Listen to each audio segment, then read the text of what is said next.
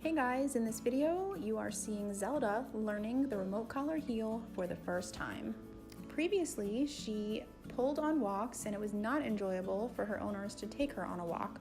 She was being walked in a harness, which they said she absolutely hated, and it only encouraged her to pull even harder.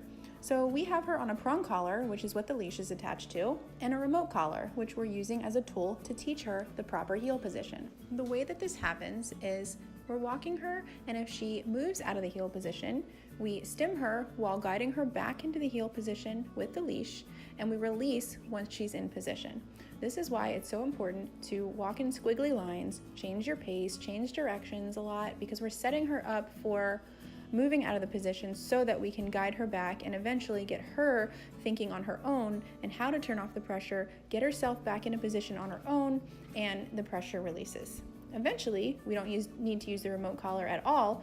She's just automatically walking in a heel, and the remote collar is only there for corrective uses where she slips out of the heel position and it's just a quick tap and she moves herself back in. You don't even need to use the leash at all anymore. It's there for leash laws and safety, but the remote collar is doing all the work. It's a very gentle way to walk a dog, and it's great for keeping your dog focused on you, even with high distractions going on around them, like other dogs, people, cars, bicycles, skateboards, baby strollers. So now we're handing the leash over to her owner, and we are transferring all of the knowledge that she just learned and having the owner apply it, so when they take her home, their walks can be just as enjoyable as they are here on our street.